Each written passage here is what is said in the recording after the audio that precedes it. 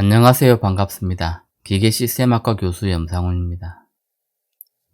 이번 시간에는 볼트로 체결된 두 판재에서 발생하는 전단력, 지압력, 인장력, 그리고 허용 하중에 대해서 알아보도록 하겠습니다.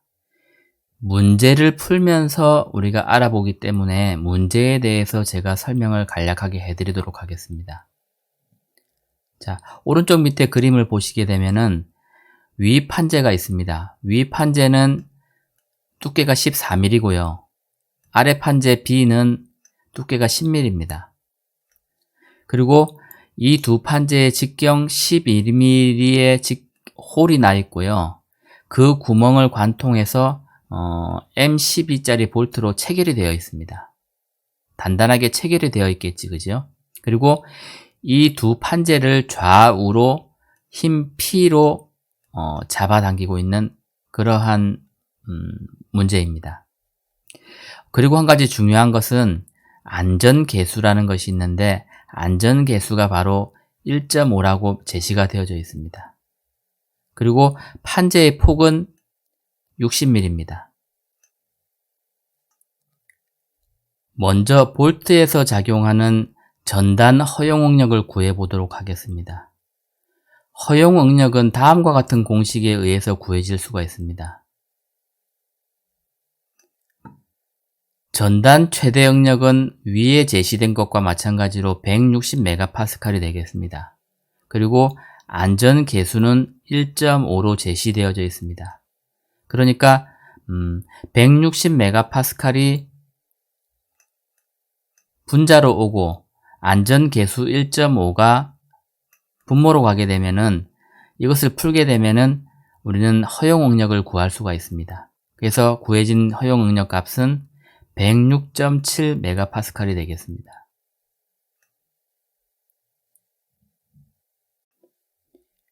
두 번째 문제입니다. 두 번째는 볼트 홀에서 작용하는 지압 허용 응력을 구하는 것입니다. 앞의 문제와 마찬가지로 지압에도 역시 마찬가지로 390MPa이라는 최대 응력이 제시되어져 있고요. 안전계수는 동일하게 1.5입니다. 그래서 안전계수 역시 분모로 오게 되고요.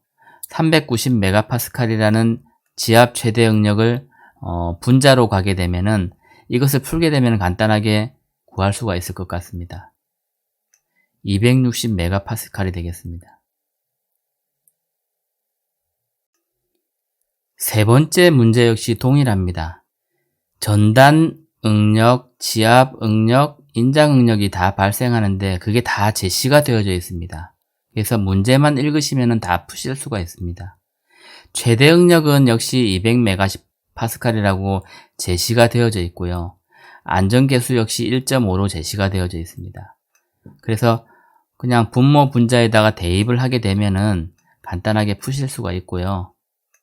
푸시게 되면은 140MPa이 나오게 되겠습니다.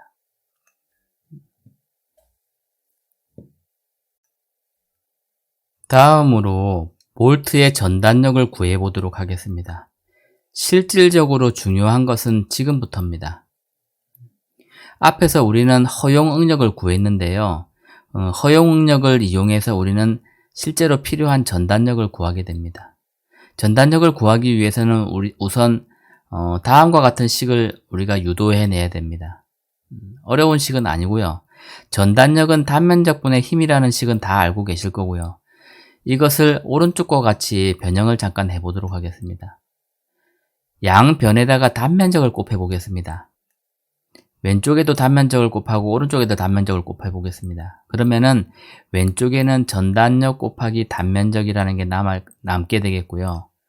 오른쪽은 단면적분의 단면적은 1이 되겠지, 그죠? 그러니까 힘만 남게 될 겁니다. 그래서 우리가 필요한 것은 힘을 구하는 겁니다. 모르는 것이 바로 미지수가 힘이니까요. 어떻게 구하느냐면 전단력 곱하기 단면적이라고 이미 우리는 다 구할 수가 있습니다. 단면적은 이미 구해졌고요. 그 다음에 전단력은 앞에 식에서 최대 응력 나누기 안전율 해서 우리가 이미 구했습니다. 그래서 힘은 단면적 곱하기 전단 허용 응력이다. 그래서 단면적은 우리가 이렇게 구할 수가 있겠지, 그죠? 4분의 파이 d의 제곱, d는 아까 말씀드린 것처럼 0.012, 12mm를 우리가 미터로 환산을 하게 되면 0.012가 되겠지, 그죠? 그리고 허용 응력은 아까 구한 값 106.7 메가파스칼 요대로 대입을 하면은 곱해주게 되면은 다음과 같이 우리는 12.1 kN의 값을 구해낼 수가 있습니다.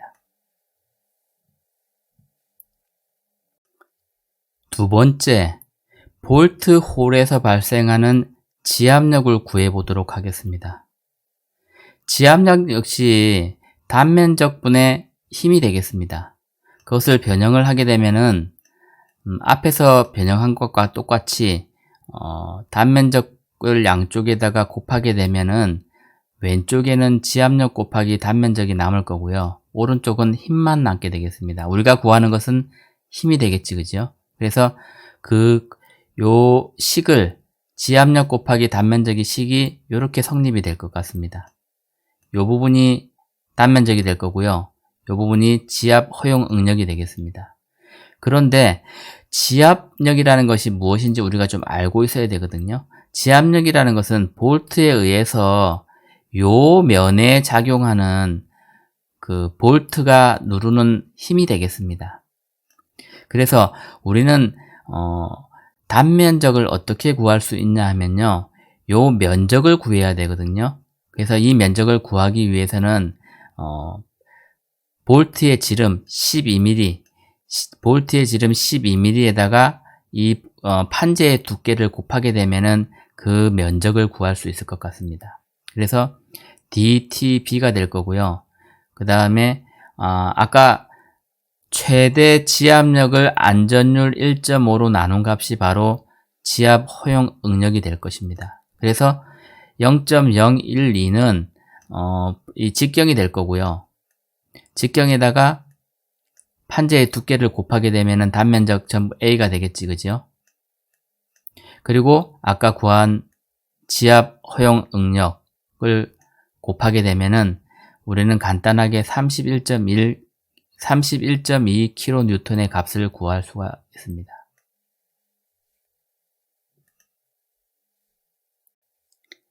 마지막 세 번째, 강판에 발생하는 인장력을 구해 보도록 하겠습니다.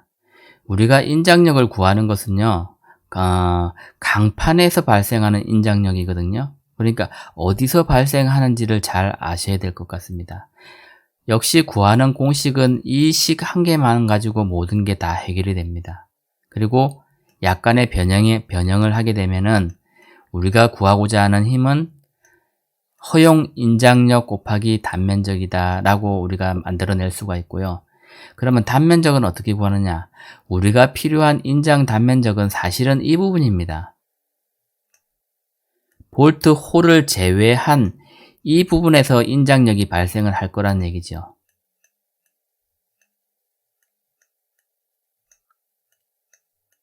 그러니까 이 부분의 단면적을 구하는 것은 전체 우리 폭 W60에서 이 직경을 빼주면 되겠지, 그죠? 그래서 W에서 그 볼트 홀의 직경을 뺀 값에다가 우리 판재의 두께 10mm를 곱하게 되면은 이게 바로 단면적 A가 될 겁니다. 그리고 이것은 인장 허용 응력이 될 거고요. 앞에서 구했던 인장 허용 응력. 그래서 이것은 140메가파스칼로 구해졌고요. 그 다음에 이것은 60에서 12mm를 뺀, 그리고 다시 여기다가 T 10mm의 두께의 값을 곱한 단면적이 바로 계산한 값이 나올 겁니다. 그래서 계산을 하게 되면은 물론 암산으로 하는 게 아니고 여러분들 전자계산기로 계산하면은 간단하게 계산이 됩니다. 그래서 계산한 값은 67.2 kN이 되겠습니다. 이렇게 해서 우리는 세 값을 구했거든요. 앞에서 우리는 최대 응력과 안전 계수를 이용해서 허용 응력을 구했고요. 허용 응력과 단면적을 이용해서 우리는 전단력과 지압력, 그리고 인장력 3개를 모두 구할 수 있었습니다. 그런데 마지막 문제입니다.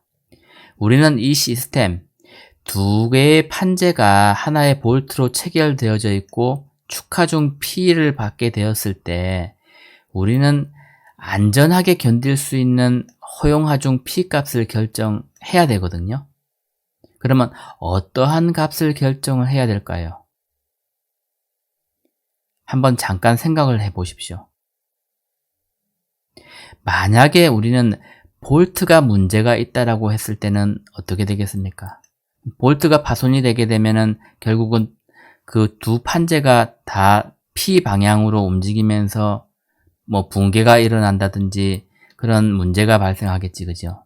그 다음에 볼트는 문제가 없는데 우리 판재 인장력에 문제가 생겨서 파손이 된다고 하면은 그 역시도 또 시스템에 문제가 될 것 같습니다. 그래서 우리는 이 3가지 구해진 볼트에 작용하는 전단력, 판재에 작용하는 지압력, 판재에 작용하는 인장력 중에서 어떠한 값을 적용을 해야 되냐 하면 최소 값을 적용을 해야만 된다라는 것입니다.